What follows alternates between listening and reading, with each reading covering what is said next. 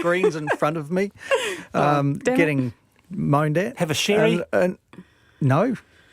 Just head goes down, You listen to music? Do you turn on RNZ? No, can't blame anything. Gosh, I sometimes do that. Just happens. Okay, so here's some then, just a few.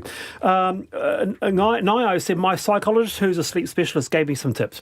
Push your bedtime back an hour. Wait till you're tired before you go to bed. Bed is for sleeping only. I'm allowed to read a bit, but no phone either before sleep or if I wake. Keep bedtime consistent.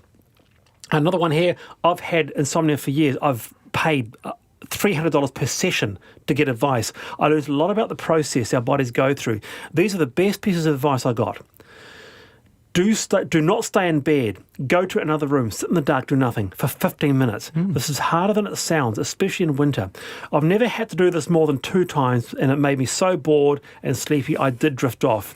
Paquita says, I suffer from middle of the night waking too. I have for 15 years. This year I went to sleep specialist who told me everything I already knew about sleep hygiene, plus one little tip at the very last minute as I was leaving. And this tip has improved it. It is this.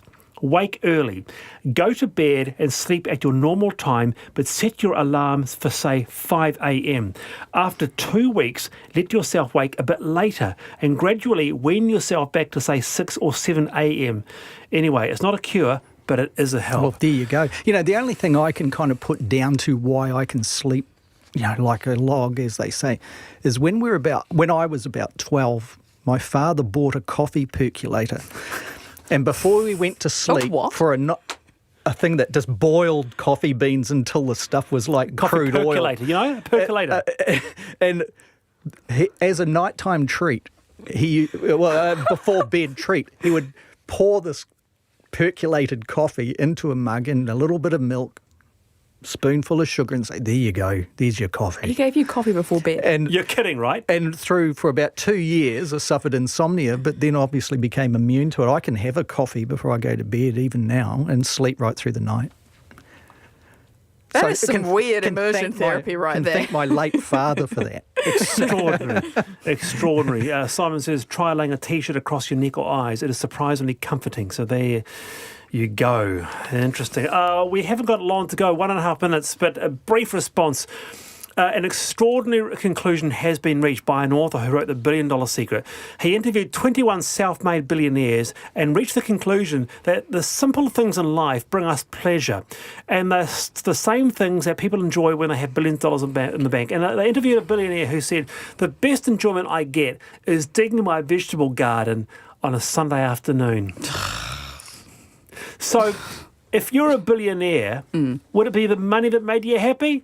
Or the fact that, or other things that made you happy, like digging your garden on Sunday afternoon? I think I'm perpetually going to be dissatisfied with the rest of my life, so I don't think either would make any difference. But seriously, people say that because they've already reached a level where material comfort is like a given, right? So they're not stressed out that they can't afford $50 to go to the doctor. Yeah. They're not like, I can't pay rent. On that I agree with you. So of course they're going to find digging vegetables good because they're not worried about anything else. You can't argue with that, can you? You can't argue with that, can you? You can't. You said everything. Yep. Wonderful. Malcolm says the best way to get to sleep, stop thinking. If you're wide awake, get up and do something. Wonderful, wise words, Malcolm. Verity Johnson, Selma Manning, wonderful. Thanks for being with us on a Tuesday afternoon. See you tomorrow, 3:45 p.m. sharp. Checkpoint next.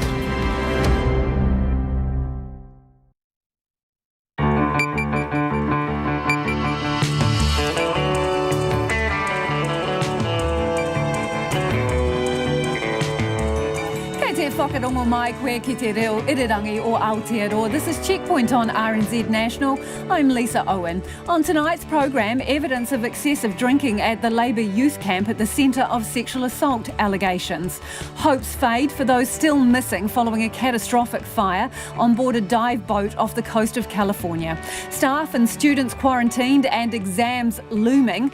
The measles outbreaks put more pressure on our schools. Are some parents hiding the fact their children aren't vaccinated, and why? A homeless man who went on a crime spree hours after being released from jail so he could return to a prison bed has got his wish. And a young Tongan amputee still can't go home nearly 3 years after a fatal Christmas Eve bush crash. RNZ News at 5. Kia ora, ko Susana Leata tēnei. A victim of the 2016 Christmas Eve bus crash that killed 3 people says she has ongoing nightmares about what happened. The bus company Ritchie's is due to be sentenced for failing to ensure the health and safety of people was not put at risk. The bus had been carrying 53 people from Tonga's Mailefihi Siu Liku Tapu College brass band when it plunged down a bank near Gisborne on the night of Christmas Eve. Sauna Leva Hehepoto was on the bus at the time and read out her victim impact statement at the Waitakere District Court today. My family has noticed the change in my life and health. I do have nightmares, and sometimes I jump up screaming, and my husband keeps asking me what had happened. Sauna Leva Hehepoto. The company will be sentenced at a later date. Auckland High School principals are worried about students sitting national exams amidst a measles outbreak.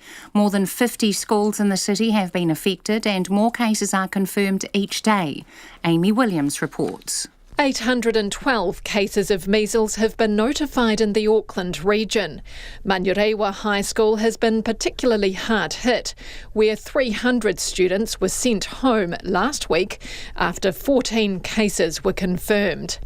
Principal Pete Jones says he's worried about the disruption for his students with national exams next term. County's Manukau DHB says 25 school nurses will start giving measles vaccines to students in 34 South Auckland high schools next week.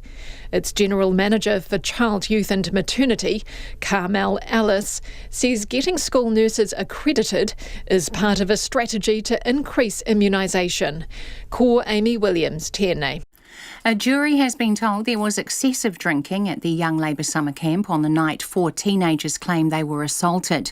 A 21-year-old who has interim name suppression is on trial at the Auckland District Court, accused of indecently assaulting the teenagers at the camp near Waihi last year. He has denied touching the genitals of 2 men, kissing and licking a woman on her neck and face, and groping another woman's breast and bottom. One of the complainants, who was 16 at the time, said people were drinking to get hammered that night. He said that evening the defendant, who he thought was intoxicated, put his hands down his pants twice. He told the court he didn't feel threatened, but thought the defendant was being a bit of an idiot. The government is adding an interest rate cap to its law changes aimed at cracking down on loan sharks. The cap of 0.8% per day will be included in the bill now before Parliament. Mobile traders selling goods on credit will also be subject to responsible lending and disclosure obligations. The Chief Executive of Christians Against Poverty, Amy Mai, welcomes the announcement. Look, I think it's a great step in the right direction, and it will go a way to protect vulnerable people. Certainly we want to see the vulnerable protected like this, but we're stoked as well that there is a review in 3 years, and we think that that is necessary. Amy Mai says they'll wait and see whether the measures have gone far enough in the review. There are fresh warnings for trampers after a coroner's report which found the death of an unprepared Czech tourist on a Fiordland track was preventable. The coroner looked into the death of Andrei Piet, who was on a 6-day tramp on the Routeburn Walk with his partner, Pavlina Pizova. 3 days into the tramp, Mr. Piet died from hypothermia, while Ms. Pizova survived by breaking into a warden's hut.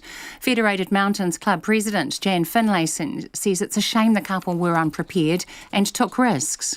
Fiordland has got frequently unforgiving conditions, and it really needs to be taken seriously all the time. The odds were against these people, and that's because they have obviously ignored so much of the advice which is so readily available and freely given from the sound of things. Jan Finlayson says trampers should always have the right gear and listen to advice. The Prime Minister of the Bahamas, Hubert Minnis, says his country is in the midst of an historic tragedy.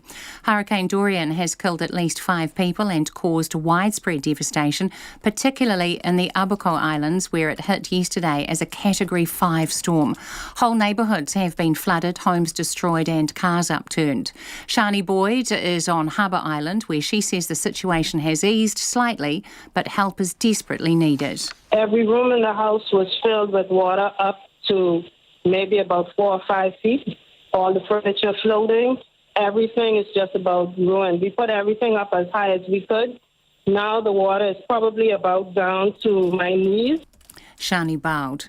The hurricane is at a virtual standstill over the island of Grand Bahama and still has sustained winds of over 250 kilometres an hour. It's 5:05. Tall Black centre Alex Pledger believes he'll need help from all his teammates when it comes to guarding Montenegro centre Nikola Vucevic at the Basketball World Cup in China.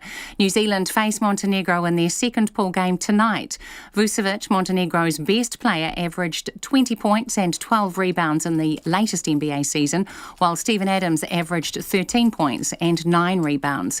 Pledger says there's no hard and fast rules to playing a guy like Vucevic. It's going to be a team effort, especially if we go into some type of double teaming or trapping kind of defence. The other guys off the ball, will be just as important to slowing him down as the four of us will be. Alex Pledger. The game tips off at 8. The All Blacks assistant coach says Tonga are great opposition in their final World Cup hit-out. The two sides meet in Hamilton this Saturday. Ian Foster says you have to expect the unexpected at a World Cup, so it's wise to get exposure to different styles. One of the beauties of the World Cup really is suddenly you're playing teams like Namibia, Canada that you're not quite used to playing, and different things are thrown at us. I'm sure they've targeted this as a game that they'll try to get a lot more continuity and flow in their game, so good preparation for a World Cup. The All Blacks assistant coach Ian Foster. Rafa Nadal has faced his stiffest challenge yet at the US Open, but raised his game to beat Marin Cilic to continue his quest for a fourth Flushing Meadows title. New Zealand's Mike Venus and his Chinese Taipei partner are through to the semi-finals of the mixed doubles draw. That's the news. Brexit takes a turn. I don't want an election. You don't want an election. Let's get on with the people's agenda. Vaccinations plummet. Once this outbreak in Auckland is under control, that there is no complacency. We've got to get from that 91% up to 95 and beyond. And catching the big one. I sort of grabbed the rod and I was hanging on winding, and my buddy Tim Shanks grabbed the harness and he thought he's doing me a favour and he put it on backwards, so that wasn't really much use. So it probably was harder than it should have been. Early bird catches the worm. Morning Report, weekdays from 6, on air and online. Then on 9 to noon, an economist on why breast milk should be included as part of GDP. And after 10, Travis Elborough brings us his Atlas of Vanishing Places. Join me, Lynn Freeman, and for Catherine Ryan on 9 to noon after Morning Report on RNZ National. Now the short forecast from Met Service to midnight tomorrow. Northland to Taranaki, including Coromandel Peninsula, Bay of Plenty and Central High Country. Periods of rain with heavy falls and possible thunderstorms tomorrow. Gisborne to Wairarapa, partly cloudy, rain developing in Gisborne this evening, spreading south tomorrow morning with heavy falls. Whanganui to Wellington, mainly fine. Occasional rain developing in Whanganui this evening and spreading south overnight. Nelson and Marlborough, fine tonight, rain tomorrow. Canterbury and Otago, fine, apart from a few areas of cloud tonight. Rain spreads south tomorrow. Bulla and Westland, fine tonight, scattered rain developing tomorrow morning. Fiordland and Southland, fine apart from some cloudy periods, mainly tomorrow. And Chatham Islands, cloudy periods. RNZ National, it's 5:08. Thanks, Susanna. This is Checkpoint and I'm Lisa Owen. Victims of a 2016 Christmas Eve bus crash that killed 3 people from Tonga say they now live with anger, lost dreams and reoccurring nightmares. The bus company Ritchie's is due to be sentenced for failing to ensure the health and safety of other people was not put at risk, a charge laid by WorkSafe. Jessie Chang reports from the Waitakere District Court. The bus had been carrying 53 people from Tonga's Maelewhihi Siu Ilukutapu College brass band when it plunged down a bank near Gisborne at about 10:30 at night on Christmas Eve in 2016. 11-year-old Sione Tomalolo and 33-year-old Talita Moimoi died at the scene. 55-year-old Leotesia Malakai died 8 days later in hospital. Tevita Lokutui, who was the school's head boy, had been sleeping in the aisle of the bus because there weren't enough seats.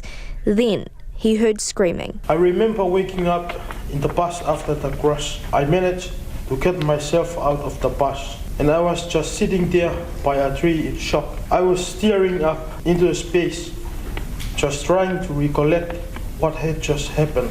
I realized When I was sitting out of the bus, I looked at my leg, that it had been damaged. Doctors eventually had to amputate his left leg just above his knee. Mr. Lokotui says it's completely changed his life. I had a lot of goals and dreams for the future, but after the accident, I can't pursue those dreams anymore, especially my love for rugby. He's had to stay with family in Mangere since the crash because he needs ongoing treatment. Now 21 years old, Tavita Lokotui wonders when he'll be able to return home to Tonga for good. But he says he's no longer angry at the bus driver, Talakai Ahulele, who was sentenced last year to 5.5 months home detention and had to pay $36,000 in reparations. I now don't have any bad feelings against the driver of the bus. I understand there were issues with the bus, but the driver should have stopped and asked for help. Instead, Tevita Lokotui puts the blame on the bus company Ritchie's. Saunaleva Hehepoto was also on the bus that night and says she has ongoing nightmares about what happened. Sometimes I jump up screaming, and my husband keeps asking me what had happened. At one point, the 66-year-old became so emotional she had to pause before reading on. Ms. Hehepoto says she cries a lot about the crash. I always feel sad for myself and what had happened, and feel sad for those that have lost their lives because they had children and left behind their families. WorkSafe and 3 members of Ritchie's board of directors were also in court today. The Crown and Defence both made submissions about reparation to the victims, and Judge June Jellis said the court will reconvene for sentencing at a later date. I Tamaki Makaurau o te hōtaka o te ahi nei, ko Jesse Chain tēnei. An Auckland school principal is not sure all parents are being honest about whether their children are immunised because they believe it's their own business.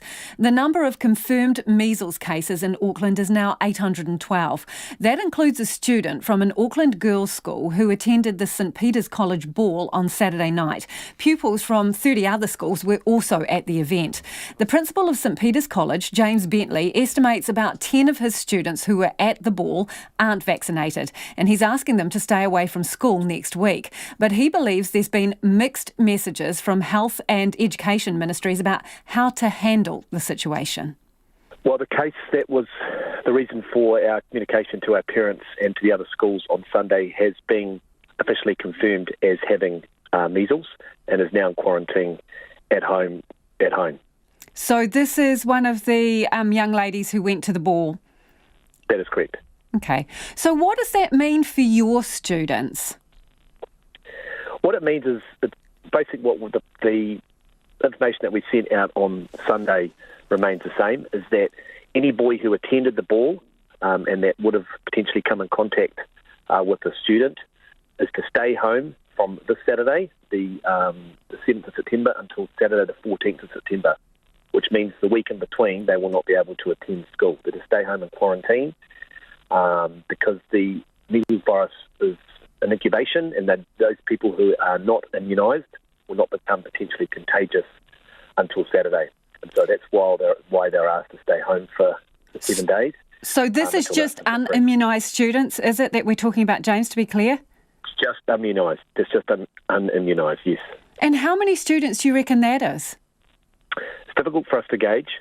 Some parents have been upfront with us that their sons are not immunised. Some of them may be also have their immunity compromised for other medical reasons. But our nurse is putting it at around perhaps 5% of the students who attended the ball on Saturday night. So when you say some of them are being upfront, some of them less open about the vaccination status of their children? Yeah, it's very difficult to get correct information from some parents. Why is that, do you reckon? I'm not sure. I think it's perhaps maybe they don't see it's the school's business. Potentially they see it as a private matter. And it's also possible that they don't want their son to be ostracised potentially. So where does that leave you then? Because that's a pretty difficult situation to be in. it makes it very difficult, very difficult. And the communication that we've had from the Auckland Regional Public Health Service is that in the end we can actually only ask parents for their cooperation. We can't actually insist. It is very difficult around the legalities of this. There does seem to be some tension in what schools can and can't do according to the Education Act. Is that frustrating that you've got no real power then? It is frustrating because what we're doing is relying on the goodwill of parents and the common sense of parents to follow what we've asked them to do, and I'm confident the vast majority of them will do so, but there could be someone that may not, and that's not just at our school, it could be at the other schools, because of course there was 30-odd other schools who had students at the ball on Saturday night, and they will also have to be following the same protocols. Would you prefer it if you could make them stay away if necessary? Yes, I think that would be ideal if we'd be able to do that. How do you think the Ministry of Health and or the Ministry of Education have handled this from the outset? Look, can I firstly say that they're in a really difficult situation. It's fast moving. Every day there's more measles cases, and I sympathise with the fact that they're perhaps under-resourced, and it's very difficult for them to get this matter under control, and they're doing their very best. But what I can say is, from the outset on Sunday, it was very confusing. The schools have been given information, some of it's contradictory, some of it's saying you can tell students that they can stay home, others are saying that you can't do that. So it's difficult for us to get a gauge on it. And then yesterday I had a number of communications from the Ministry of Health and Ministry of Education who weren't happy with the approach that myself and the other school involved had taken on Sunday in terms of letting the other schools know. So just to be clear, what were they unhappy about? That you notified other schools of a potential measles situation? Yes, I think they would prefer that message came from the Auckland Regional Public Health Authority, not directly from the schools. Why did you feel it necessary to act? Because it was a Sunday, because I'd followed advice. We'd been in contact with public health nurse from the Auckland Regional Authority who advised us that that's what we needed to do in terms of our timings, as the other school had.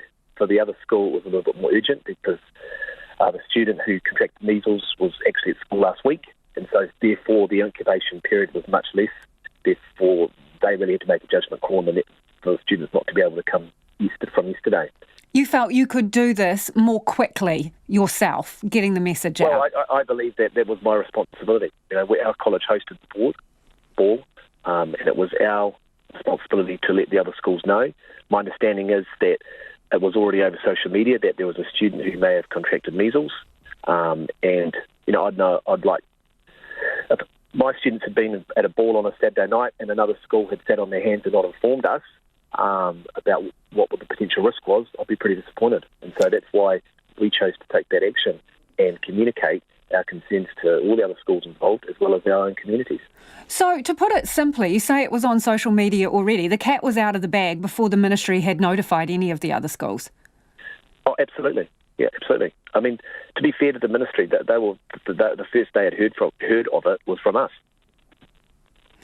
So, is there a clear protocol for schools in these kind of circumstances? Because you're not alone here, and do we need that? Does someone need to sort out? Yeah, my understanding is that both the Ministry of Health and the Ministry of Education are coming up with something that's going to help for more clarity to schools in terms of what we can and what we can't do. I would hope that whatever they're providing to us is going to be able to be clear and concise and will enable us to move quickly, because I think we could be waiting 2 or 3 days to get permission to be able to let our communities know. Meanwhile, most of them know. People are starting to panic, and we're just trying to be proactive. And my take on all of this is it's always better to be safe than sorry. So you are not far from, I think it's a soccer tournament that you're at. Are you comfortable with big sports gatherings while we have this measles outbreak in Auckland? Well, Lisa, we've got to take professional advice on that, and the advice that has been provided by the Ministry of Health is that it is safe, and that schools are to manage if a student starts developing symptoms, they need to go into isolation straight away. So that's their advice, and that's what we have to accept.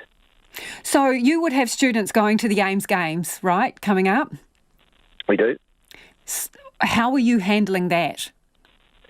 So we are, with the Ames Games, similar situation. We've gone through and we've actually asked all the students. Parents have been very good with this in terms of vaccination, the vaccination records. And actually what we've discovered is that the majority of our kids are vaccinated, and that the ones that aren't are not sure, so they're going back to their doctor to check. But we don't seem to have anybody who has chosen not to be vaccinated or for whatever reasons can't be vaccinated. So when you say that the nurse you're dealing with is giving you an estimate of about 5% of students will have to stay away, 5% of the ones who are at this function. How many is that in real numbers? We're probably talking around, I would say, less than 10. And then every other school who had a student there as well, they're facing the same sort of numbers, you would imagine. Yeah, they are. And so from talking to some of the other schools, they're comfortable because the students that attend the ball, they've checked, and the majority of them are vaccinated, so there's no risk to their communities or to those students. How much? And that was the principal of Auckland St Peter's College, James Bentley there, and that discussion raises a number of really interesting issues. Is it any business of the school whether your child is vaccinated or not? Let us know what you think about that. The principal there saying that he's not entirely sure all parents are being upfront when they're asked about whether their child is immunised for various reasons. Should you have to report that to the school or disclose that information? He also raised the issue of no clear protocol, remembering where I think about 812 cases already in Auckland, and he's saying no clear protocol for schools from the Ministries of Education and Health on how to handle it. Is that good enough? It's about 21 minutes past 5, and you can send us your feedback by text 2101, tweet us at Checkpoint RNZ, or email checkpoint@rnz.co.nz. A jury has heard there was excessive drinking at the Young Labour summer camp on the night 4 teenagers claimed they were assaulted. A 21-year-old who has interim name suppression is on trial in the Auckland District Court, accused of indecently assaulting the teenagers at the camp near Waihi. He has denied touching the genitals of 2 men, kissing and licking a woman on her neck and face, and groping another woman's breast and bottom. Katie Scotcher is following the trial and filed this report. Today the court heard from the second complainant, who was 16 at the time of the camp in February last year. The teenager, who can't be identified, said people were in good spirits on the Saturday after a visit from the Prime Minister the day before. That night, campers took part in a political quiz, and afterwards he said people either went to bed or stayed up to drink. These are his words, but not his voice. The alcohol consumption was really excessive. It was excessive, and certainly I didn't expect there would be alcohol there in general. The complainant said he wasn't drinking that night as he was 16, and organisers had made it clear he wasn't allowed to. At points I sat down and chatted with people and was on my phone. Generally I was involved in it all. He said there was loud music, lots of dancing, and people were drinking to get hammered. He told the court at one point the defendant started dancing on a table in the dining hall. The accused was on the table. While he was on the table, he ripped his shirt off. I believe it was a singlet, actually, and was dancing on top of the table. The teenager said later in the night someone suggested they take pictures in front of a banner with the Labour Party's 2017 campaign slogan, "Let's do this." The young man said around this time the defendant put his hand down his pants. I remember just glancing at the defendant. I didn't say anything. I remained dead silent and I looked at him.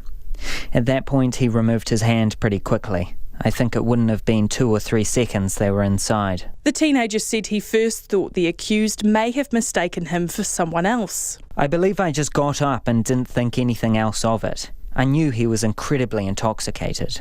A few minutes later, he said the defendant put his hands down his pants again. The second time he did it, I did say to him quite bluntly, "Don't. Go away."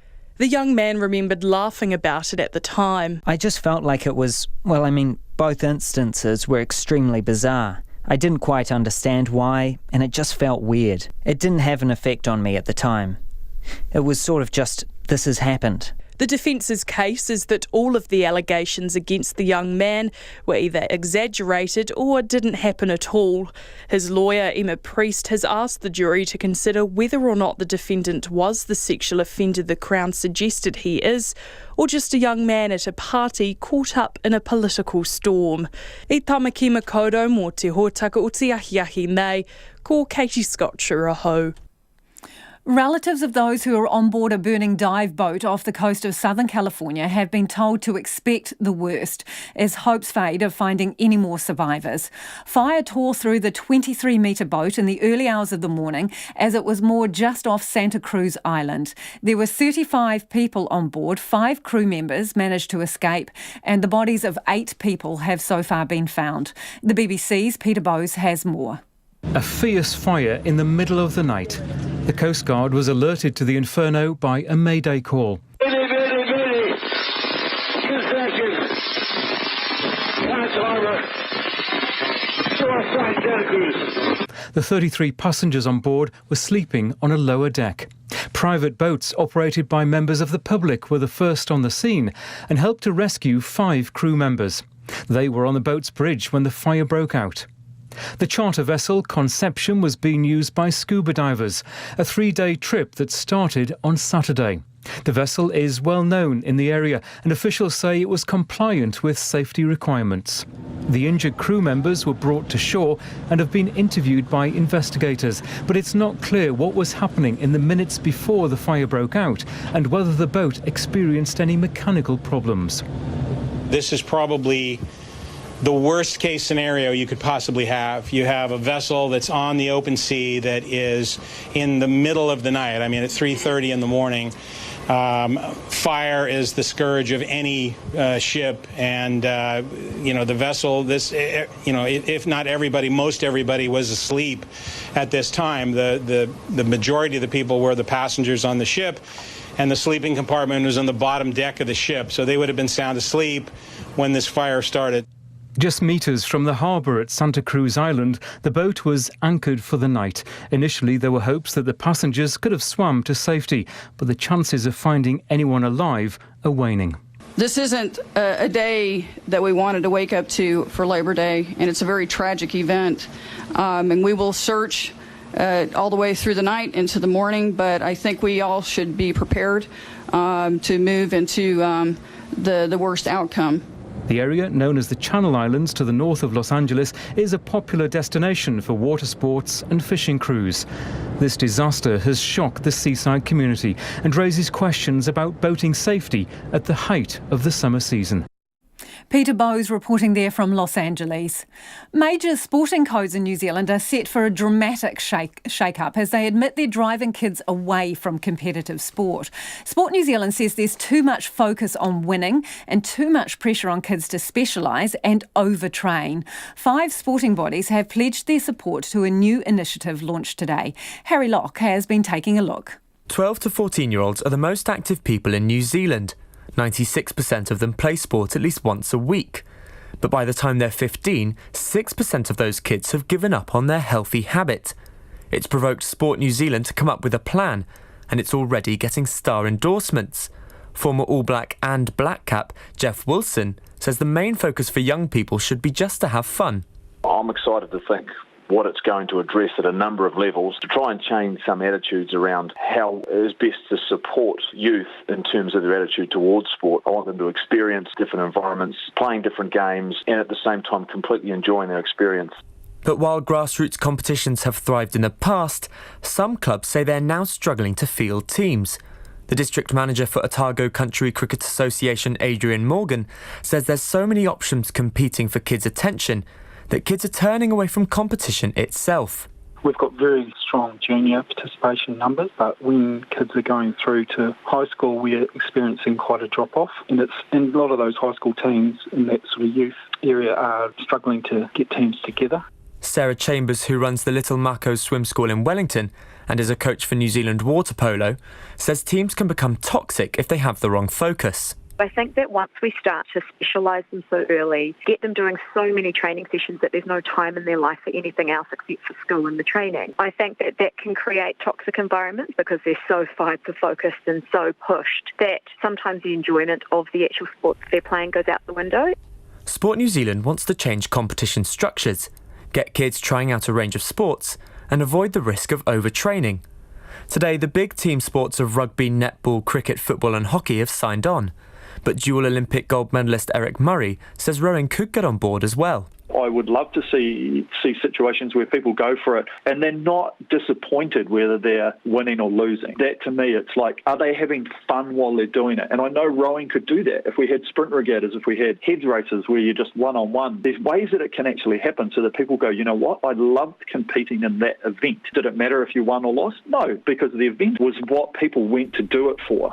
He says the Māori Cup is a great competition, but says most students are attracted more by the event than the competition. They love going to it because of the reason of what happens around the boat park and the people they meet, all the different schools, the friends and family, the places that you go. That's awesome. That's what they do it for. A lot of people, they don't care if they got laughed. You know, they went to that event. From grassroots to professionals, from rugby to rowing, increasing the numbers of kids playing sports is a priority. And while each sport has its own unique challenges, they're all in the same boat, trying to keep those teenagers involved. For Checkpoint, Harry Locke.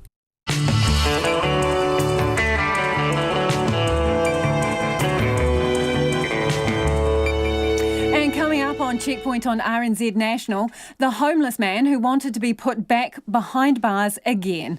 The government beefs up its loan shark clampdown and why we're untidy Kiwis. Find out how many billion cigarette butts are dumped around New Zealand. We would love your feedback. Interested in your thoughts on that sports initiative because, boy, has it sparked a debate in the studio here. Is it enough to have fun or does winning still matter? Let us know what you reckon. 2101. Tweet us at Checkpoint RNZ or send us an email, checkpoint@rnz.co.nz. Now, here's our winning newsreader, Susanna. A passenger on a bus which crashed near Gisborne in 2016, killing 3 people, says she is still having nightmares about it. Bus company Ritchie's is due to be sentenced for failing to ensure the health and safety of people was not put at risk. The bus was carrying 53 people from a Tongan college brass band when it plunged down a bank on the night of Christmas Eve. Sauna Leva Hehepoto told the Waitakere District Court she sometimes jumps up screaming from her bed. Auckland high school principals are worried about their students sitting NCEA exams in the middle of a measles outbreak. A total of 812 cases have now been reported in Auckland, and the number is still rising, with more than 50 schools affected. The county's Manukau DHB says school nurses will begin giving measles vaccines to students in 34 South Auckland high schools next week. One of 4 complainants in the case of a 21-year-old accused of indecently assaulting teenagers at a young Labour summer camp last year has told a court people were drinking to get hammered that night. The complainant, who was 16 at the time, told the Auckland District Court the defendant, who he thought was intoxicated, put his hands down his pants twice. He said he didn't feel threatened but thought the defendant was being a bit of an idiot. The Chief Executive of Christians Against Poverty, Amy Mai, is welcoming the government's move to cap interest rates as part of law changes to crack down on loan sharks. The cap of 0.8% per day will be part of the bill now before Parliament. Mobile traders selling goods on credit will also be subject to responsible lending and disclosure obligations. A Wanaka property developer has been fined $42,500 for polluting an Otago river. North Lake Investments was sentenced in the Queenstown District Court today for discharging building waste into the Clutha in 2017. The Otago Regional Council says developers are responsible for protecting the environment and the council will take serious action when water rules are breached. Those are the latest headlines from RNZ National. Our next news and weather update is at 6. Thanks, Susanna. This is Checkpoint, and if you've just tuned in, it's in time for business with Madison Reedy. Hi, Maddie. Hello. Insurance industry is cracking down on fraud. Some people might raise an eyebrow. Some people might they? So this is the Insurance Council of New Zealand. So they today have launched an Insurance Fraud Bureau. Sounds interesting, doesn't it? So the council itself is a membership body for general insurance companies in this country. So it doesn't necessarily investigate fraud itself, but it will run a hotline for people to dob known fraudsters in or give tip-offs to the council, to this bureau. This bureau will then pass that information to the companies that are its members for them to then investigate themselves. Now, it says that it wants to educate consumers in the country about insurance fraud. It's going to do more research and analysis work in this space. Basically, what they want to do here is shine a light on insurance fraud. They want to find more. They want to find out more about who's doing it, why they're doing it, how they're doing it, and where it's rife. Now, what they know so far is that they think insurance fraud costs the industry $600 million a year. That's what they've estimated that at. And they say that cost isn't just to companies, but also to consumers like you and I through higher premiums. They've said that this isn't a victimless crime and somebody always has to pay for it. Now, there is a mix of soft and hard fraud. Soft fraud, when it comes to insurance fraud, can be things like claiming you've lost a pair of sunnies and getting the money back to buy a new pair when you may actually not have lost your pair of sunglasses. Hard fraud is more like actually intentionally burning down properties to claim back the cost of them. Now, this bureau is aiming to cut the cost of insurance fraud in this country by about 10% every year. They say that'll save about $61.4 million annually. Do they say that will result in lower premiums? They do say that, but off the back of that, they also say that they can't promise that companies would do that. Interesting. Okay, so vehicle sales have fallen. What does that mean for the economy? All vehicles or...? All vehicles here. Yeah. So this is your utes, your SUVs and the like, and just, your Toyota, which is what I drive. So vehicle sales are down for the fourth month in a row. They were down 4.5% last month in August, and that's down from the previous year's August month. Now, the Motor Industry Association, who releases these figures, they say that growth in sales, vehicle sales, has all but disappeared this year. They say that the result here will now definitely be down on the previous year. There's no sign of this increasing. This is a pretty bad omen for the economy because purchases of anything is good for the economy. The fact that these are down is not such good news for the likes of consumer spending. And people watch this, don't they? Car sales. It's one of those indicators that people keep a close eye on. Yeah, absolutely, because cars are expensive, so you do have to be feeling pretty good about your own financial situation to go out on the weekend and upgrade your car.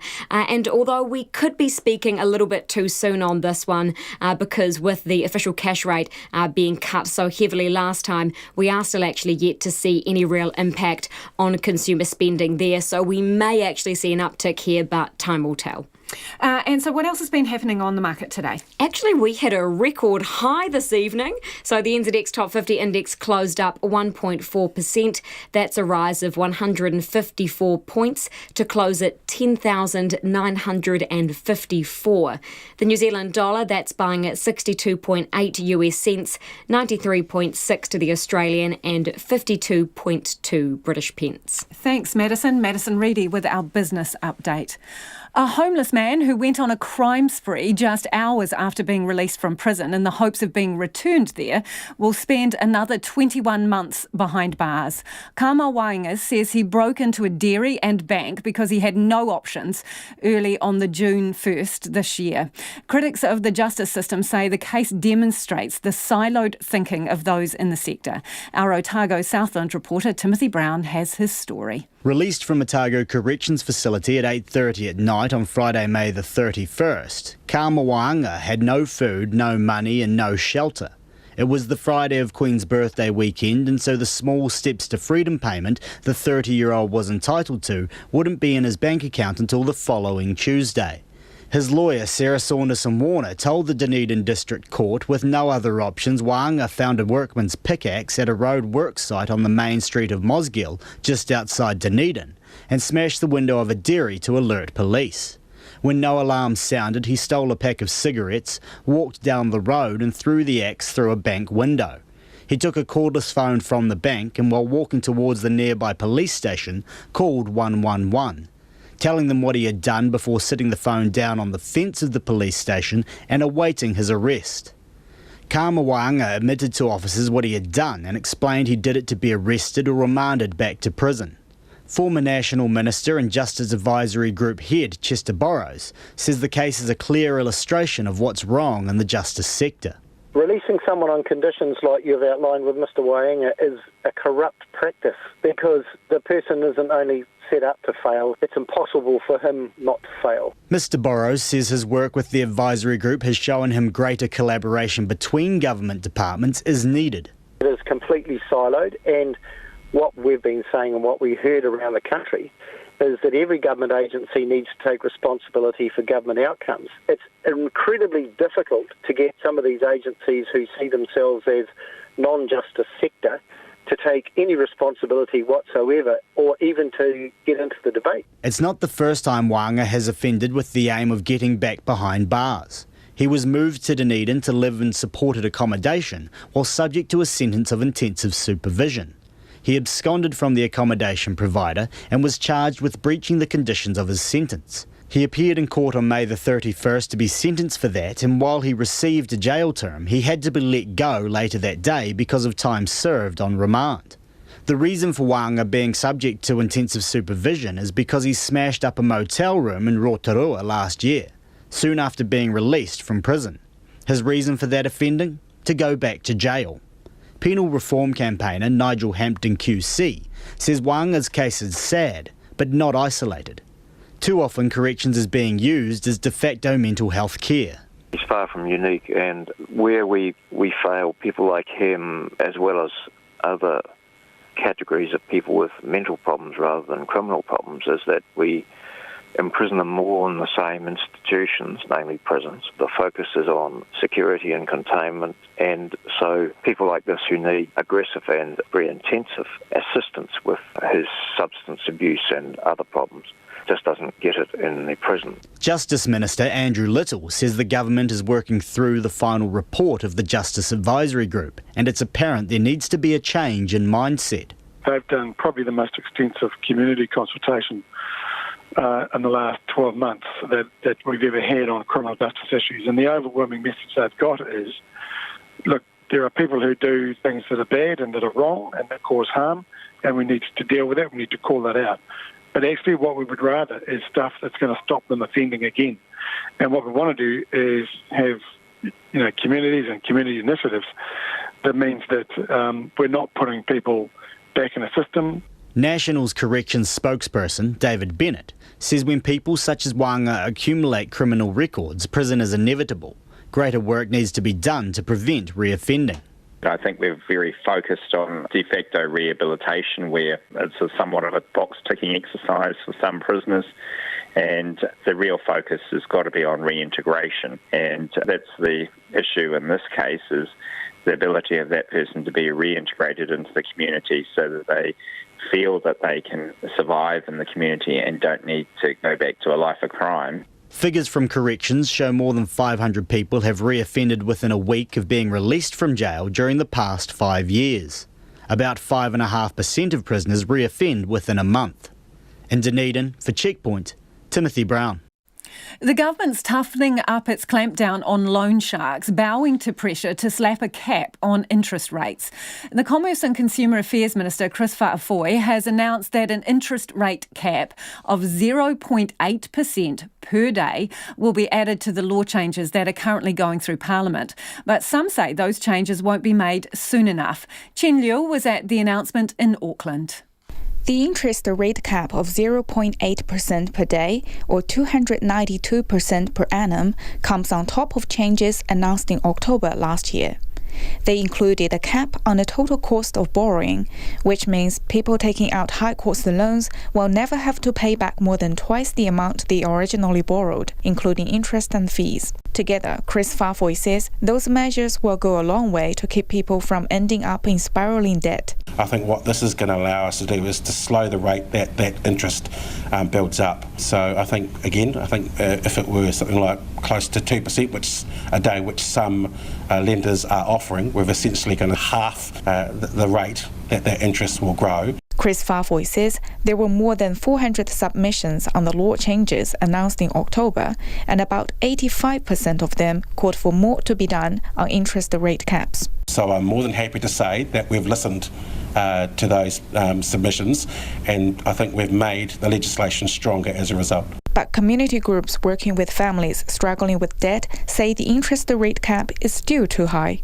Amy Mai is from Christians Against Poverty. In our oral submission, we suggested an interest rate of 50%, and so I guess we will see in 3 years whether this has gone far enough.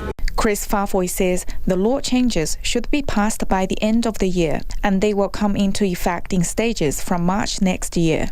But Vi Harris from the Viola Pacific Island Budgeting Service in South Auckland says that's not soon enough. What about now? Payday loan is $480 interest for 365 days a year, which affects a lot of people now.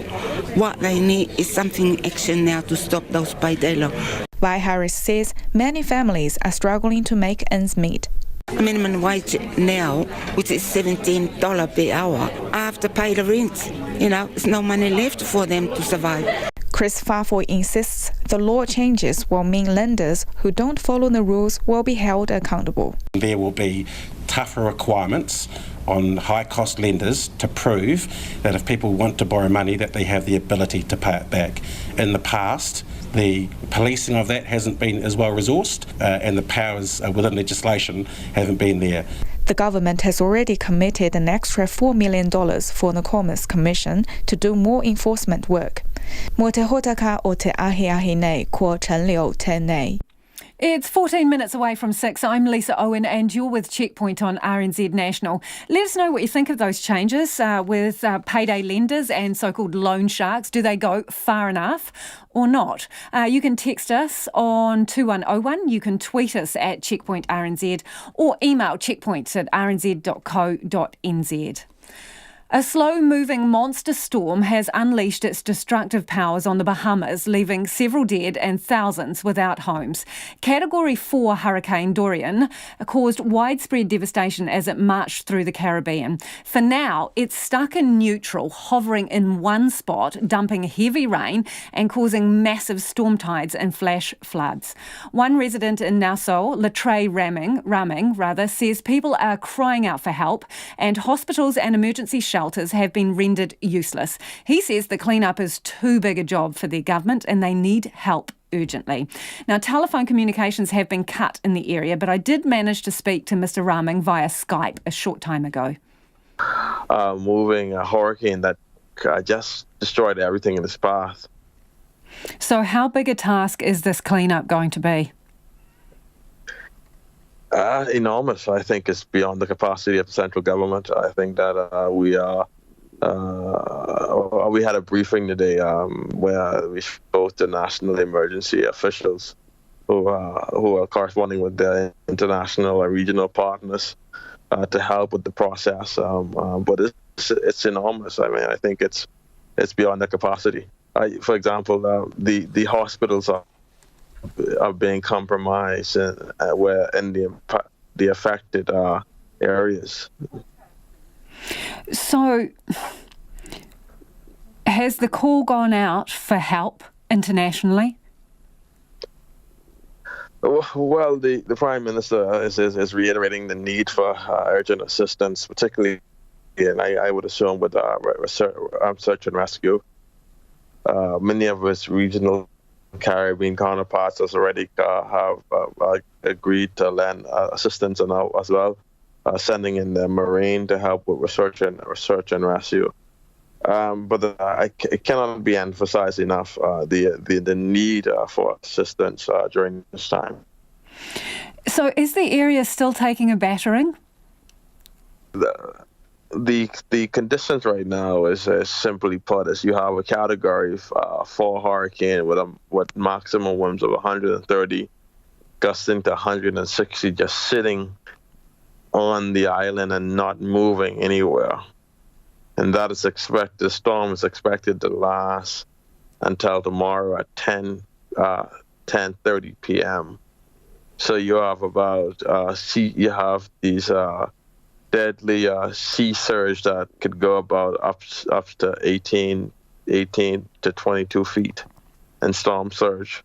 As well, on top of that, there's something called spring tide. So when the tide rises, you got 4 foot of water on top of 20 foot of water. So you've never had a storm that was so slow moving. And so it makes this one unprecedented. And that's Latrey Raming there. If you were listening to that, it was, apologies for the Skype line, communication there is quite difficult, but there are some incredible pictures which just show the force of that storm and the level of water. We'll put that up on our Facebook page and on our website. The embattled Hong Kong leader, Carrie Lam, has blamed herself for igniting the territory's political crisis, saying that she'd caused unforgivable havoc. Hong Kong has been gripped by months of sometimes violent anti-government demonstrations, initially sparked by opposition to an extradition bill which Ms Lam promoted in Parliament. In an audio recording obtained by Reuters, she can be heard telling a group of business people last week that she would quit if she could. From Hong Kong, here's the ABC's Bill Birtles. For 3 months, Carrie Lam's stiff and stubborn media conferences have only intensified anger among protesters. But now a very different Carrie Lam has emerged on an audio recording from a private function last week. She expresses remorse for triggering the city's crisis with the controversial extradition bill and indicates China's government is preventing her from standing down. But for a chief executive to have caused this huge havoc to Hong Kong is unforgivable.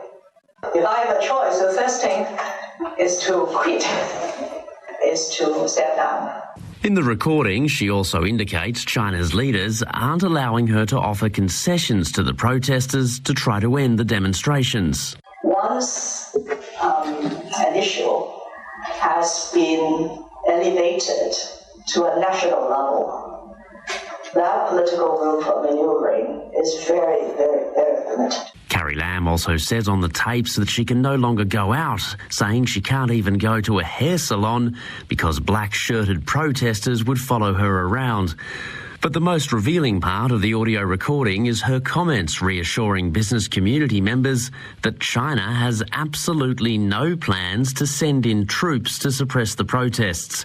Such a move is seen as unlikely by many experts, but China's government has been releasing propaganda videos showing paramilitary police and even soldiers doing riot drills. Chinese officials aren't ruling it out, and one pro-Beijing politician in Hong Kong had indicated China's leaders are particularly worried about an upcoming national anniversary on October the 1st. Carrie Lam's private comments, though, suggest China's government is willing to be patient. I can assure you that Beijing does not have a deadline. A previous Reuters report saying China's central government had rebuffed her suggestions to offer compromises was dismissed by a jingoistic Communist Party media outlet as fake news. This time, with Carrie Lam on tape, China's state media will have a lot more trouble claiming the story isn't real. Bill Birtles reporting there from Hong Kong. And back home, New Zealand's health and disability system is fragmented, overly complicated and lacking in leadership. That's the finding of an interim report of the government's review of the system. It doesn't have any specific recommendations, but highlights some key areas where change is needed, including raising questions about the roles and number of district health boards. It also says Māori overall haven't been served well by the system.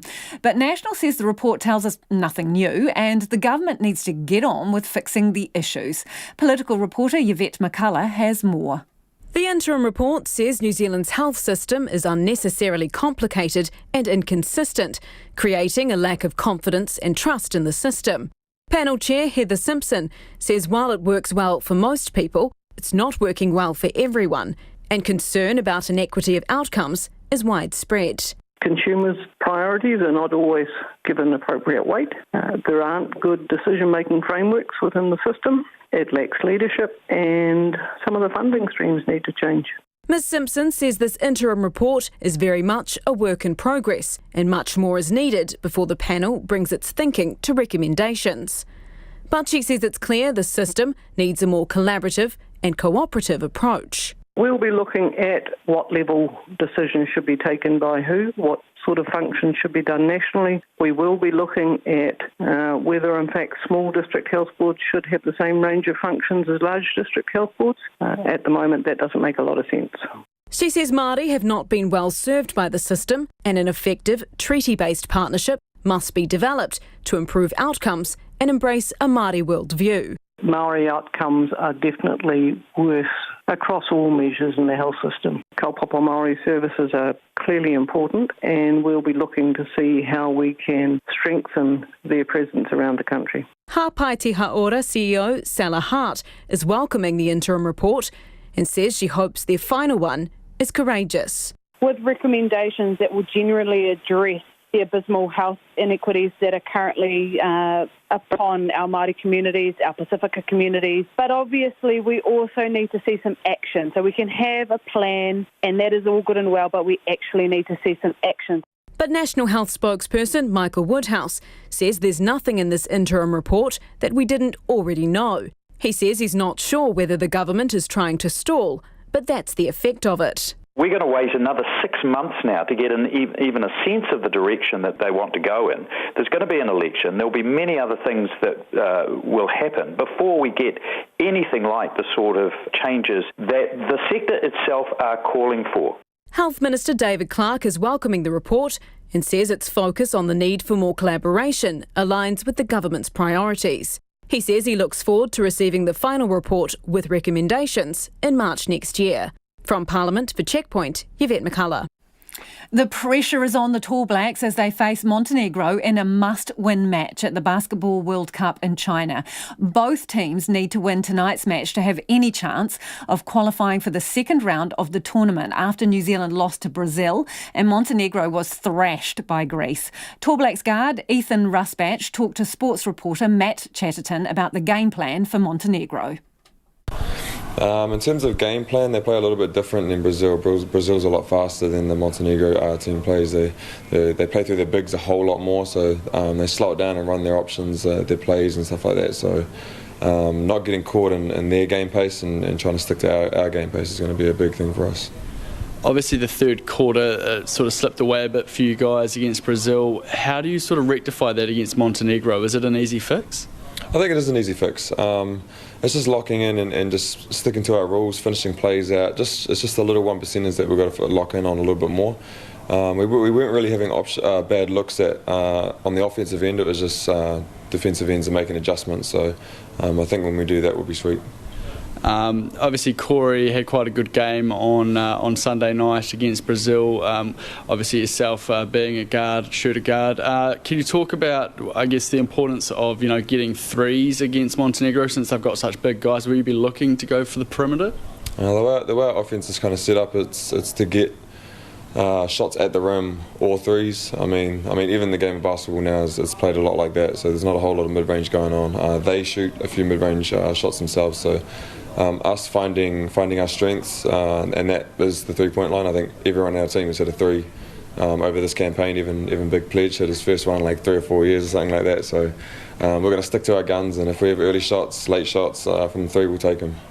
I know, obviously it's a pressure situation now. Brazil, you had to win. Montenegro, you definitely have to win. Is the team feeling like they're up to the challenge? I mean, of course, it'd be silly saying that we weren't ready for it. Every game is a must-win for us. We're always going in as underdogs, so we kind of like playing like that. We've always been the underdog and guys that just kind of take us a little bit lightly. So I think after the last few games we've played, teams are really starting to take note of what we do and how we can actually play on the court. So I think it'll be a good game. That was Tall Blacks guard Ethan Rusbatch talking to Matt Chatterton, and we'll put that interview up on our Facebook page and on our website if you want to check it out. Now, the match between New Zealand and Montenegro tips off at 8 p.m.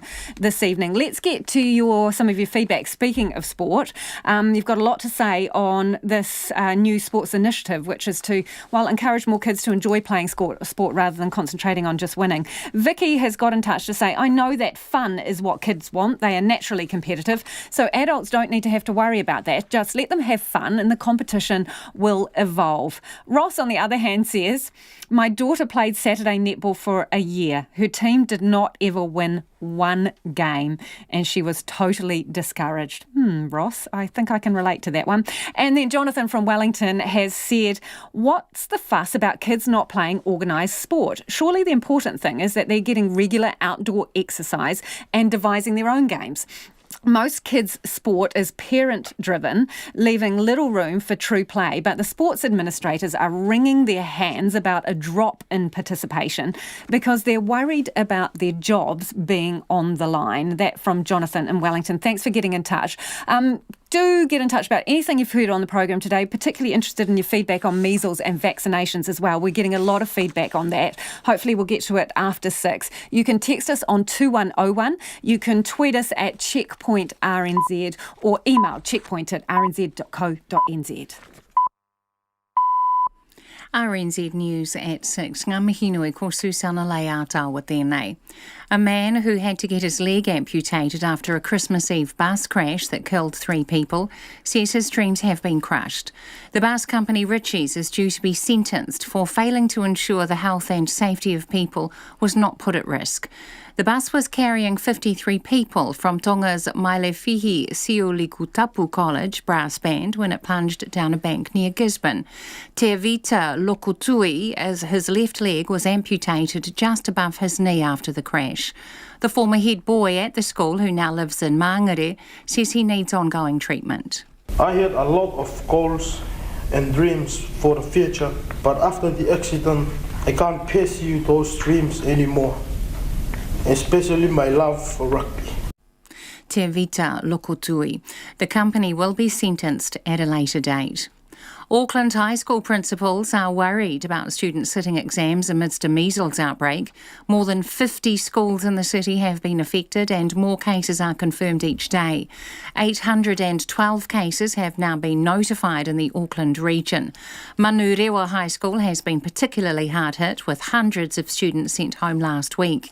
Principal Pete Jones says he is concerned about upcoming exams. Worried for our kids that the disruption to learning and the effect that that's having now, and it's only a few weeks before NCA starts. So yeah, that's a real concern. Manurewa High School Principal Pete Jones. The former Labour politician Dover Samuels says Māori who were beaten for speaking te reo at school need to hear the Crown say sorry before they die. Mr Samuels, who recently turned 80, is calling on the government to apologise to a generation of Māori children. Lois Williams reports. Dover Samuels has written to the Prime Minister Jacinda Ardern, her Deputy Kelvin Davis and to New Zealand First Leader Winston Peters, appealing for action. He says he and many other Māori, now in their 80s, were strapped and whipped as young children by their teachers for speaking the only language they knew. Mr Samuels says the memory of that brutality has blighted their lives. He's asking the government to make a formal apology while those who suffered are still alive. The Minister for Māori Crown Relations, Kelvin Davis, says he's consulting officials and other ministers about Mr Samuel's request. Ko Lois Williams, tēnei. A court's been told the organisers of a controversial far-right speaking tour never told Auckland Council about the security precautions that were necessary during the Australian leg of the tour. The council's facing a legal challenge over its decision to ban Lauren Southern and Stefan Molyneux from speaking at a council venue last year. Matthew Tunison reports. After initially granting permission for the controversial Canadians to speak at the Bruce Mason Centre, the council withdrew the offer after the strength of opposition became apparent. The so-called Free Speech Coalition is seeking a declaration that this decision was unlawful and undemocratic, but the council's lawyer, Catherine Anderson, said promotion company Axiomatic hadn't mentioned the health and safety concerns that were raised in Australia. She said the Auckland event was the only one in the tour where the venue was publicised more than 24 hours out. This is Matthew Tunison. US media is reporting that 25 bodies have now been found after a fire on board a scuba diving boat off the coast of Southern California. The blaze tore through the 23-metre boat in the early hours of the morning as it was moored near Santa Cruz Island. It's believed there were more than 35 people on board. 5 crew members managed to escape. Earlier, authorities confirmed they'd found 8 bodies. Sheriff Bill Brown says the passengers were stuck below deck. Of all scenarios, to be in a remote location, have a fire that occurs, have limited, if any, firefighting capabilities that could address that, and then to have all of a sudden a fire that spread very, very rapidly, you couldn't ask for a worse situation. Bill Brown says a search and rescue operation is continuing. An audit into litter in New Zealand has estimated there are more than 10 billion cigarette butts strewn across the country.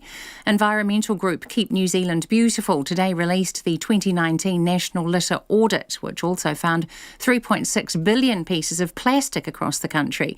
Its chief executive Heather Saunderson says the litter audit was carried out by examining 413 sites in New Zealand. Forest and Bird Regional Manager for Canterbury and the West Coast, Nikki Snowink, says the report raises the need to look at unused landfills in the country. All the plastic and bits and pieces that are in there eventually breaks up into tiny little bits, and that's a huge hazard for lots of our native wildlife. Nikki Snowink. It's 6:05. Canadian teenager Bianca Andreescu battled past a tenacious Taylor Townsend 6-1, 4-6, 6-2 in a thriller at the US Open to reach her first Grand Slam quarterfinal.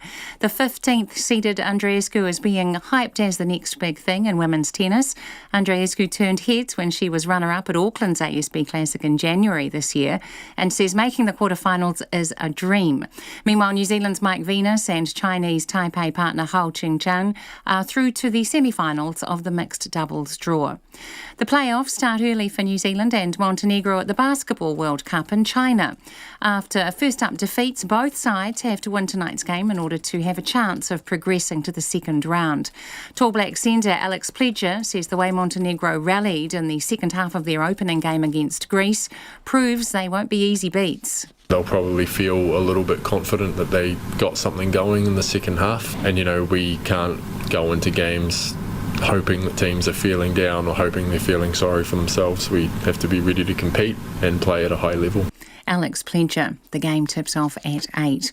World 100 metres favourite Christian Coleman is eligible to compete in this month's World Championships and the 2020 Olympics after a whereabouts charge against the American sprinter was withdrawn by the US anti-doping agency. That's the news.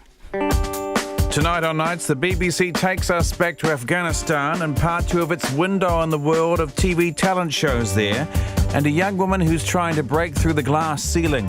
Our philosopher Anne Kerwin celebrates the virtue of temperance, and then there's Our Little Piece of Heaven, your chance to share a song that takes you back to your happy place. Send yours and your story to rnz.co.nz and join me, Brian Crump, after the news at 7 on RNZ National. Now the short forecast from Met Service to midnight tomorrow. Northland to Taranaki, including Coromandel Peninsula, Bay of Plenty and Central High Country. Periods of rain with heavy falls and possible thunderstorms tomorrow.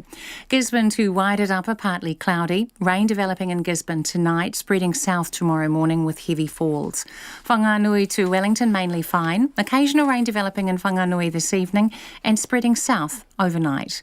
For Nelson and Marlborough, fine tonight, rain tomorrow. Canterbury and Otago, fine apart from a few areas of cloud tonight. Rain spreads south tomorrow. Bulla and Westland, fine tonight. Scattered rain developing tomorrow morning. Fiordland and Southland, fine apart from some cloudy periods mainly tomorrow. And Chatham Islands, cloudy periods. RNZ National, it's coming up to 8 minutes past 6. Thanks, Susanna. If you're just tuning in, this is Checkpoint and I'm Lisa Owen. High school principals say they're worried about the pressure on students preparing for upcoming national exams amidst an escalating measles outbreak in Auckland. The number of confirmed cases is continuing to climb, reaching 812 today in our largest city, as some students and teachers remain in quarantine. Amy Williams reports. Auckland Secondary Schools Principals Association President Richard Dykes says measles is a huge problem for high schools.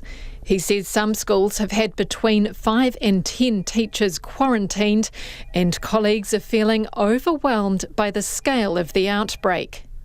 Our concern is just if this carries on, then we're rolling into exam season and what's going to be the impact on that. And if we start having to send teachers and students away over that period, it's going to become very problematic. Our school, like every other school, is working very closely with their staff saying, please get vaccinated. We're saying we know that it's free to get a vaccination, but if there's a cost associated with it, we'll cover that. The outbreak, the biggest in New Zealand for over 20 years, comes as students prepare for upcoming exams. 25 school nurses will begin a vaccination program at 34 high schools in South Auckland next week.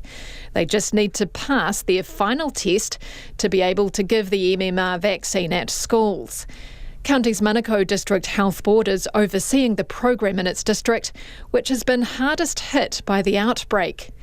Its General Manager for Child, Youth and Maternity, Carmel Ellis, says getting school nurses accredited is part of a strategy to increase immunisation. They are now waiting to be accredited, which involves them doing a test and then an assessment, which is done by one of our assessors, and then they are all ready to go. So we're hoping that that will all be completed by the end of this week, and they'll then start to roll out from next week Monday. For some, the vaccines can't come soon enough. Public health nurses vaccinated more than 90 students at a pop-up clinic at Manurewa High School today. Principal Pete Jones says he too is worried for the kids heading into exams. That's still a key measure that our success is judged by, and so as a principal, and worried for our kids that the disruption to learning and the effect that that's having now, and it's only a few weeks before NCA starts. So yeah, that's a real concern. Mr Jones says Manurewa High School's planning to delay mock exams and hold extra study time before NCEA exams begin next term. Mangere College has 700 students and 50 teachers who are preparing for exams amidst the measles outbreak. Principal Tom Webb says the school's nurse will be ready to start vaccinating students on campus next week. We were really keen to do that because we've been working hard to prevent the impact of any future measles cases. So our nurse went off on a training program last Thursday and Friday. Mr Webb says about a third of the school's senior students have not had the measles vaccine, and they expect 150 will get the jab next week. Health authorities have warned they expect cases of measles to continue to climb for the next 2 weeks, and the disease can be fatal. The numbers paint a story of the measles' rapid spread.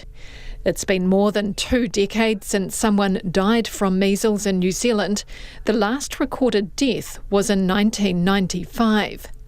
Official figures show 328 people have been admitted to hospital for measles nationwide this year.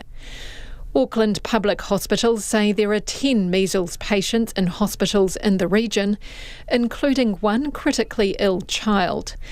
The city's Secondary Principal Association President, Richard Dykes, says the level of the outbreak is being tested now, while high school students travel the country for winter sports tournament week. We just hope that we're not going to suddenly see cases springing up all around the country with people whom we didn't know carrying measles down to sports tournaments and spreading it. The next 2 to 3 weeks are going to be very interesting. Hopefully it's under control. For Checkpoint, Amy Williams.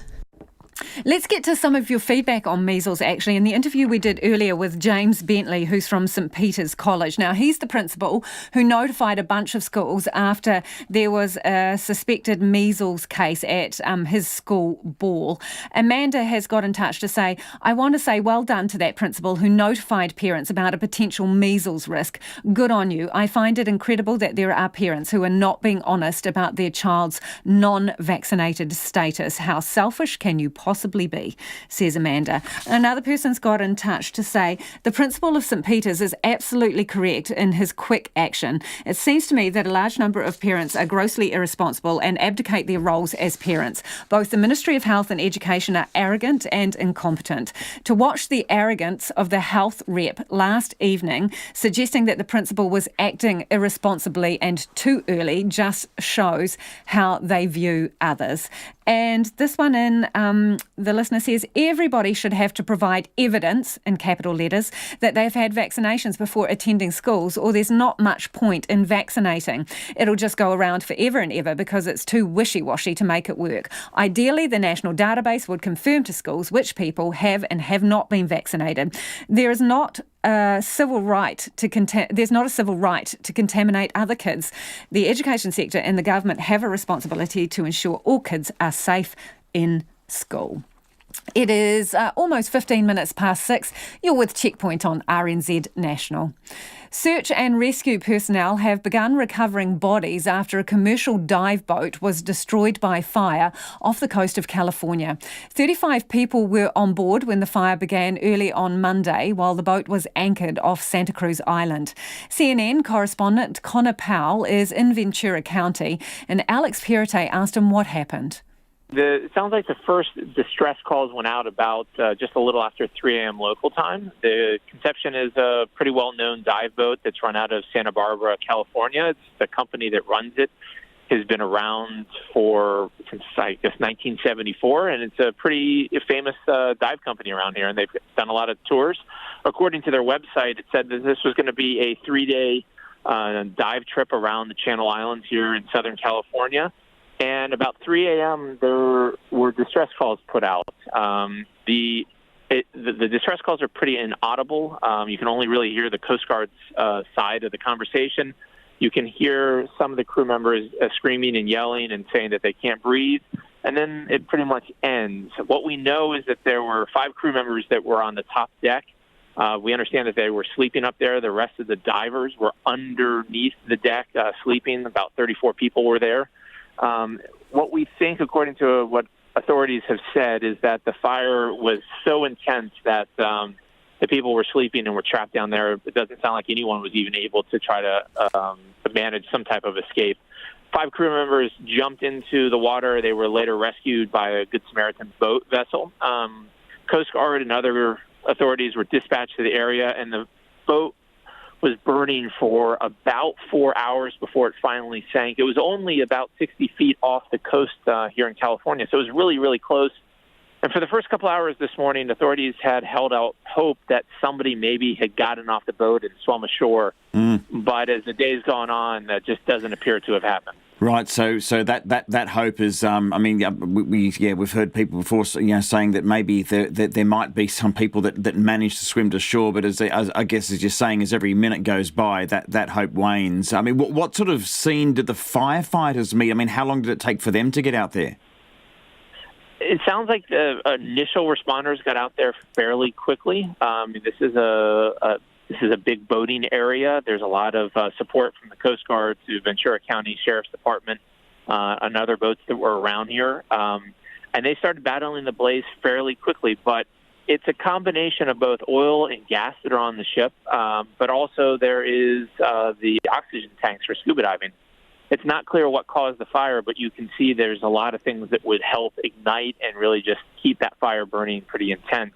And so they said it burned for about 4 hours. One of the issues that's hampering any recovery operation right now is that the boat is so unstable that there's no way of towing it or getting it out of the water. They've talked about trying to do that, but right now they're just trying to recover as many of the bodies as they can. And that's the real shift. And just in the last 2 hours, they've stopped talking about it being a rescue operation, and it's now become a recovery operation. They've found 8 bodies so far. They've managed to pull 4 bodies out of the water, 2 men, 2 women. But they've also identified 4 more bodies that are on the bed of the ocean down here. Right. And so I think probably in the next couple hours, we're going to start hearing about more and more about bodies being identified and recovered. That sort of seems to be the most likely pattern. over the course of the next couple hours. And obviously lots of questions still to come, but one question that's even been asked by a Democrat senator is the safety plans that were in place, and why, if you've got 5 crew and they're on the deck, how could they not have found some way perhaps to help the passengers? I don't know whether you've been able to speak to any of the rescued crew to ascertain, I suppose, how difficult it might have been for them. Yeah, we haven't had a chance to speak to anyone, and I haven't seen any of those that were on the crew speak. I think they're still being treated for some pretty serious injuries. The Coast Guard did address this earlier in the day, and they said the Conception has complied with all safety requirements in the past. They said they have a good record as a company and a good record as a ship individually. They're not, of course, saying that the boat was complying with all safety regulations now, just that in the past it had met all the safety requirements. And this was a fairly modern, nice boat. I mean, I'm a diver. I haven't dove here, but I've dove all around the world, and just seeing the pictures, this is a pretty nice boat for an overnight. It was packed. I mean, the one thing is you get 35 people on a boat, it's going to be pretty crowded. So it does sound like the crew was sleeping above deck, and that's probably why they were up there. The real question is what started the fire, and then also how quickly it's got before people noticed and sort of put out the Mayday call. And that's Connor Powell speaking there from Ventura County to Alex Perrottet. Unprecedented devastation. That's how the Prime Minister of the Bahamas has described the impact of Hurricane Durian. Durian made landfall in Abaco Islands yesterday as a Category 5 hurricane with winds up to 300 kilometres an hour and a massive storm surge. First reports out of the area show destruction on a massive scale. 5 deaths have been confirmed, and aid agencies estimate 13,000 homes may have been destroyed or seriously damaged. The ABC's Barney Porter has this report. The first sounds coming from Durian's destructive path are harrowing. This from a video posted on Twitter. Please pray for us. Please pray for us, everyone. Please pray for us. Me and my baby. The apartment building, as we stay in, the whole roof came off. People trying to make it to the other side with us, but some people, the water just took them. The Bahamas Prime Minister is Hubert Minnis. We are in the midst of a historic tragedy in parts of northern Bahamas. Our mission and focus now is search, rescue, and recovery. I ask for your prayers for those in affected areas and for our first responders. He's also spoken of the first fatalities, including the drowning of a small boy. Thus far, the Royal Bahamas Police Force has confirmed that there are 5 deaths in Abaco. Teams will go to Abaco as soon as possible for full and proper assessment and identification. But that may not be for a while. In the meantime, the Bahamas Foreign Minister, Darren Henfield, has a simple message. It is not safe to go outdoors. Power lines are down, lamp poles are down, trees are across the street. It is very dangerous to be outdoors if you don't have to be outdoors. The Category 4 storm has slowed almost to a standstill over Grand Bahama Island, with maximum sustained winds of more than 250 kilometres an hour and moving below walking pace as it shreds roofs, hurls cars and forces even rescue crews to take shelter until the onslaught passes. One radio station has received more than 2,000 distress messages. Clint Watson is a reporter with the television network Eyewitness News in the capital, Nassau. We've been unfortunately hearing some devastating news. There could be mass casualties, particularly in an inner city community, a shanty town, makeshift community called the Mud, which is made up of a lot of Haitian migrants. We've been told that many of them, who obviously live in less than standard conditions and quality of homes, those homes were flattened, and many of them may have perished in them. As the Bahamas are battered, preparations are continuing in nearby US coastal states, Durian's next expected targets. The White House says President Donald Trump is receiving hourly updates on Durian while at his private Virginia golf club. Barney Porter there, and the hurricane, which is now a Category 4, has stalled over the Bahamas, but winds are picking up in Florida as the edges of the storm churn slowly toward the US mainland. And millions of people have been evacuated from coastal areas across 4 states in readiness. Britons could be heading back to the polls in early elections if MPs block the Prime Minister Boris Johnson from pursuing a no-deal Brexit.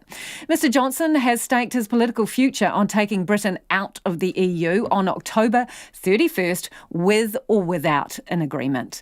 Parliament resumes tomorrow and Mr Johnson's allies have confirmed that a motion for early elections will be published if rebel Tory MPs help pass legislation against a no-deal. Here's the BBC's political editor, Laura Koonsberg. Conflict and confrontation, the soundtrack to recent days around Downing Street already. Behind the gates, the Prime Minister stepping forward. Opposition and some Tory MPs want emergency votes to make it impossible for him to take us out of the European Union without a deal. Number 10's trying everything to stop them.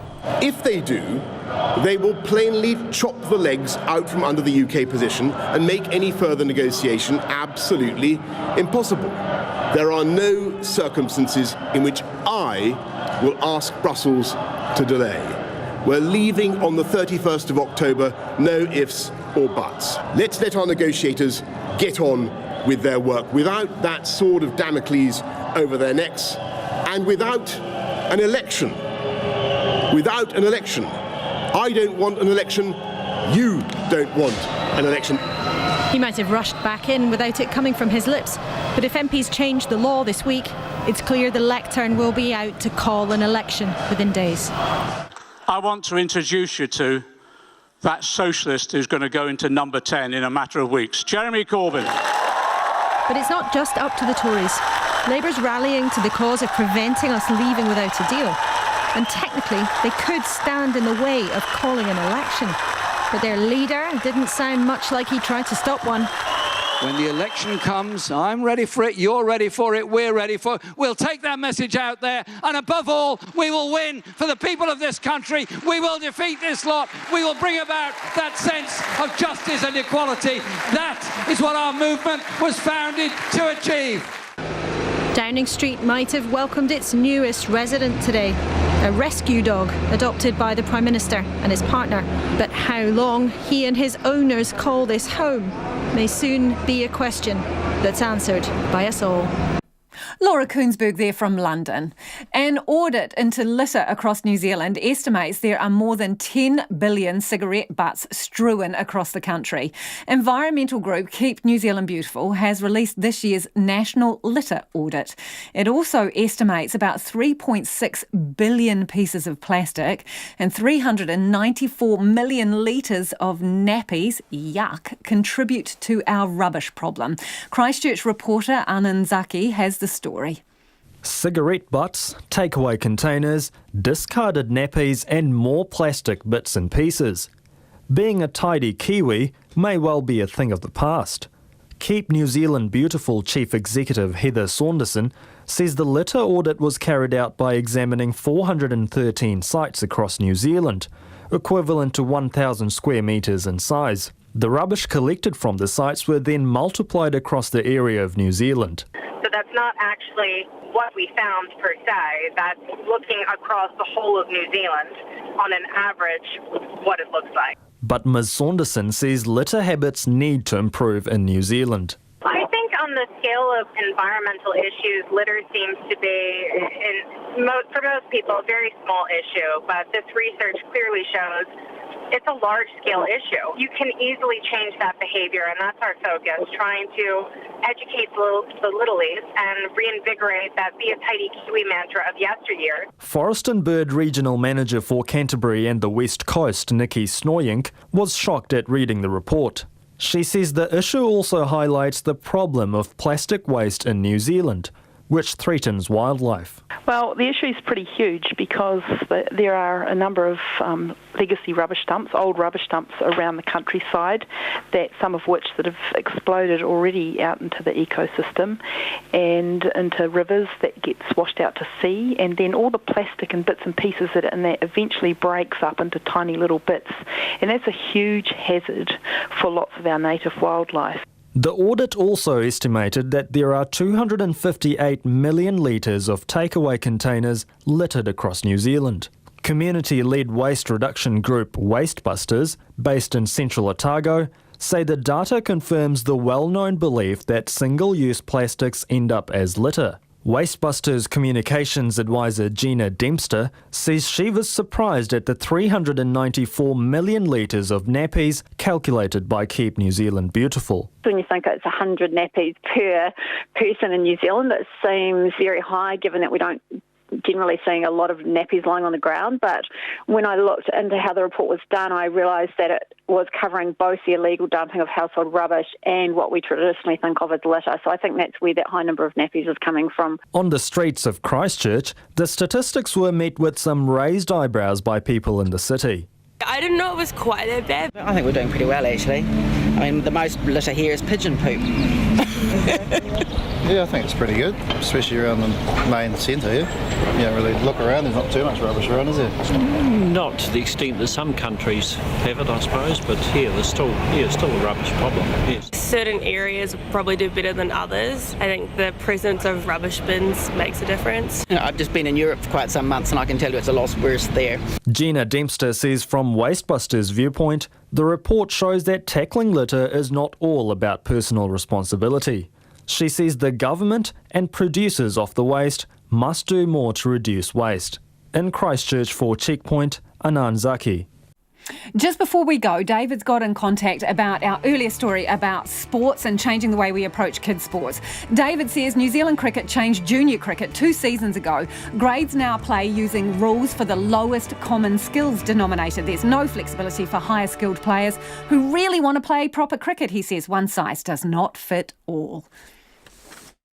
RNZ News headlines at 6:30. A Tongan man who lost his leg after a 2016 crash that killed 3 people on a Ritchie's bus has told the court his dreams were crushed. Former Māori Affairs Minister Dover Samuels wants the Crown to apologise to Māori who were beaten for speaking te reo at school. Auckland Council's lawyer says the organisers of a far-right speaking event never mentioned the security precautions needed during the Australian leg of the Canadians' tour. And Keep New Zealand Beautiful estimates more than 10 billion cigarette butts are strewn across the country, as well as 3.6 billion pieces of plastic. Those are the headlines. Our next news is at 7. Take the pulse of the day's news every weeknight at 10. We talked about $60 million. That's a 3% increase in farming budget, which is really a drop in the ocean. Live with local, national and international stories as they happen. There are pockets of xenophobia. There's